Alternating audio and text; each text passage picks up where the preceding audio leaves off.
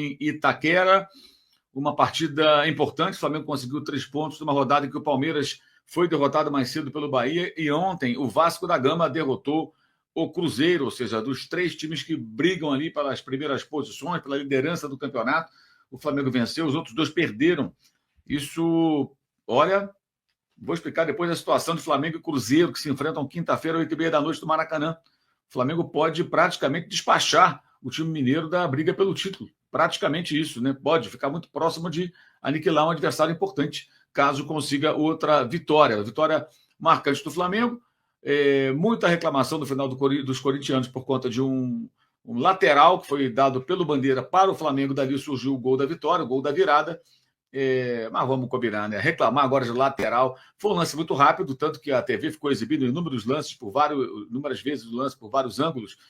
E tem hora que parece que é uma dividida do Gustavo Henrique com o Plata, tem hora que parece que foi o Plata. Eu acho que ela tocou por último no pé do jogador do Flamengo, mas rapidamente ali o Bandeira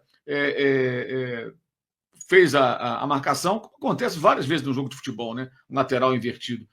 E acho que o erro do Corinthians, que permitiu que o Flamengo batesse rápido, estava todo desorganizado. O Plata foi esperto, bateu rapidamente. O Carrascal depois acionou o Luiz Araújo, que fez o gol da vitória. E vamos falar sério. Que piada aquele pênalti que deram, que o Yuri Alberto perdeu, bateu de cavadinha e defendeu o goleiro Rossi. Não foi nada, gente. O que é aquilo? Não foi rigorosamente nada. Não foi nada. O menino lá do Corinthians se jogou, Matheus Bidon, né? Se jogou antes do Léo Pereira chegar perto dele, encostar nele. Nem encostou, já estava caindo. Foi igual do outro lado da semana passada do Palmeiras, que o rapaz lá do Fortaleza falou, não, que eu não fez nada, amigo, você não fez pênalti nenhum, é só olhar a imagem. Você esticou a perna, mas o cara cai antes de você. Você estica a perna, mas o cara cai antes. Ou seja, ele não caiu porque você esticou a perna, ele caiu porque ele se jogou na sua perna, que viu a perna na frente, opa, vou me atirar aqui. Gente, isso está acontecendo demais. Demais. Um jogador que faz isso sempre é o Bruno Henrique, vive fazendo isso. O tempo todo tentando cavar falta, cavar pênalti, cavar qualquer coisa. Enfim, vários fazem isso hoje no futebol brasileiro. E marcam essas coisas. Foi um pênalti bizarro.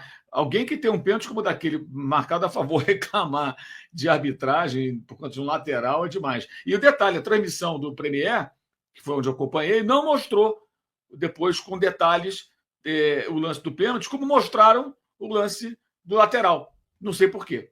Enfim. O que foi esse jogo, hein? Vocês podem me explicar o que foi este jogo? Porque eu até agora não entendi. A atuação do Flamengo nos primeiros 40 minutos do primeiro tempo foi uma das piores sob o comando do Felipe Luiz. Felipe Luiz vai completar agora, no dia 1º de outubro, 1 ano.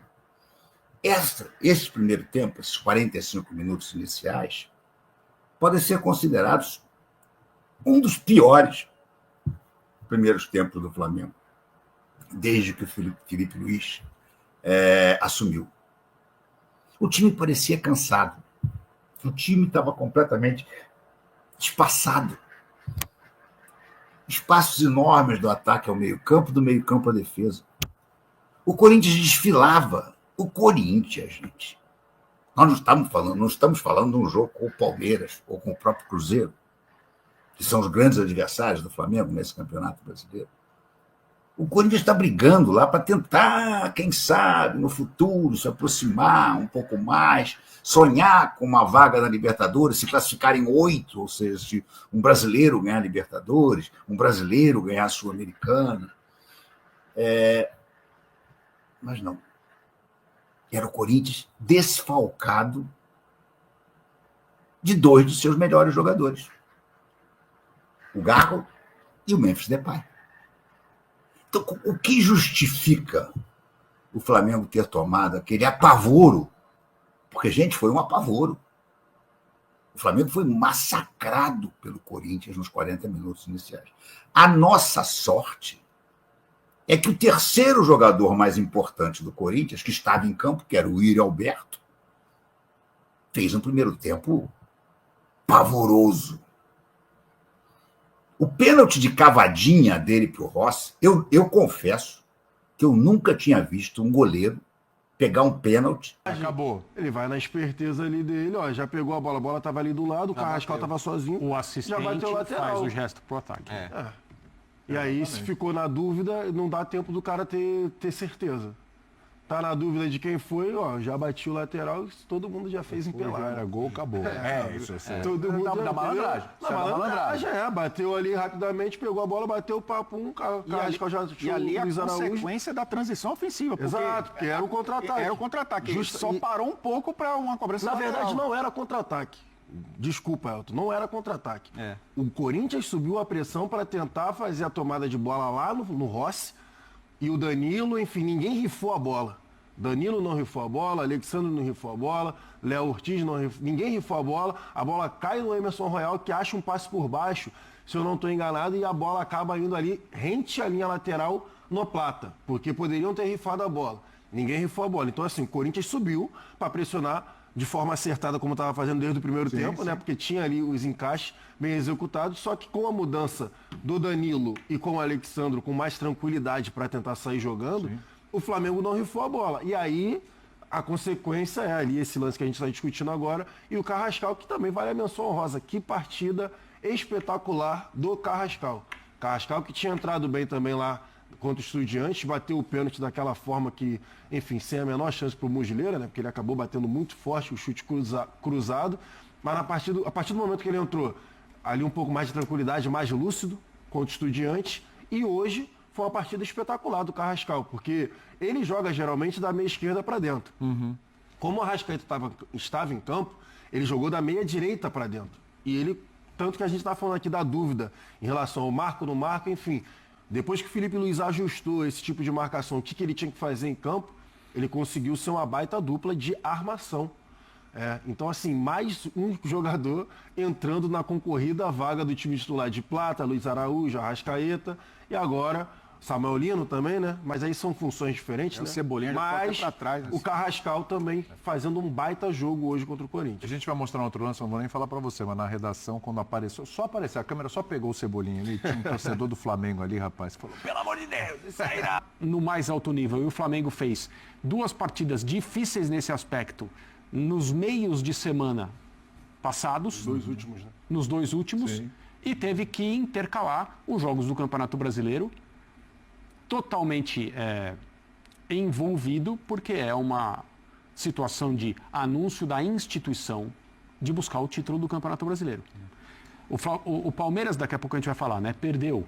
Várias circunstâncias podem ser consideradas na derrota do Palmeiras hoje, o gramado, a reclamação, etc. Mas é claro que tem a ver com o Libertadores também. É lógico que tem. Sim. Porque, mesmo que seja um time completamente diferente, da mesma maneira que um clube se mobiliza demais e no fim de semana passado todo mundo no Flamengo só pensava no Estudiantes e no meio de semana. E o que tinha na semana passada, no fim de semana, clássico com o Vasco. Sim. Que vem melhorando muito. Deu mais uma prova Ganhou do Cruzeiro. indiscutível de que compete mais, se defende melhor, os jogadores mais confiantes. As coisas estão se acertando. E aí, assim, do mesmo jeito que você não consegue se mobilizar da maneira que você deve para disputar um clássico, porque você tem um jogo no meio da semana que é vital, eu acho que quando essa etapa passa, e mesmo que você só tenha Libertadores daqui a não sei quanto, você ainda tem que lidar com todas as pressões que isso te traz. O Dorival reclama e ele reclama, talvez com razão pelo lateral, mas sem razão na checagem do gol, porque todo gol é checado. O que você pode nos passar, Loeble? Checado, é uma segunda jogada, passa pelo VAR, sim, a verificação do gol, o gol é legal. Então a discussão é o lateral. O lateral não é um dos itens que entra no VAR. O que me parece... Mas não é o início da jogada ali? Não, é outra jogada. Não. Quando a bola sai, termina uma jogada. Tudo bem. O assistente define que a bola é para o Flamengo. Você vai começar uma segunda jogada. Ali é 100% do árbitro? De campo, essa jogada aí? Quando começa o lance, não tem VAR. Não tem VAR. Só poderia voltar se o cara cobrasse com o braço só, jogasse por, entendeu? Aí você teria um erro na Então cobrança. a jogada começa a contar depois que o jogador do Flamengo toca na bola e não no lance do lateral, é isso? Não, quando ele cobra o lateral, a jogada começa a começar Inicia-se ali. uma nova jogada a partir da cobrança de lateral. Não é quando a bola sai. Quando a bola sai, morreu o lance. O lance morre. Aquele lance morreu. Mas ele que origina a saída? Não é ele que origina o lateral? Não tem problema nenhum. Você vai ter 200 erros na partida, de escanteio que é tiro de meta, de falta, tiro de meta que é falta que não foi. É interpretativo. É um erro de arbitragem, não é um erro de VAR. Isso, é um erro de fato, não é um erro de direito. Então também não pode entrar por esse lado. Era aí que o Gustavo Henrique tinha que entrar na frente. O que me parece é o seguinte: em primeiro lugar, o Igor Souza está muito longe.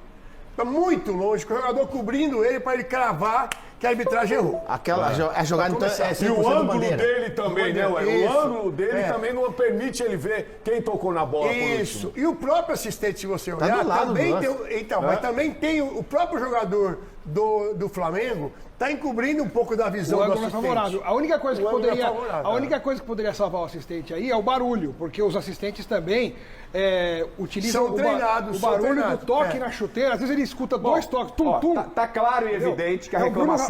É Bruno Rafael Pires de Goiás, o nome do assistente número 1. Tá claro e evidente, não adianta brigar com a regra.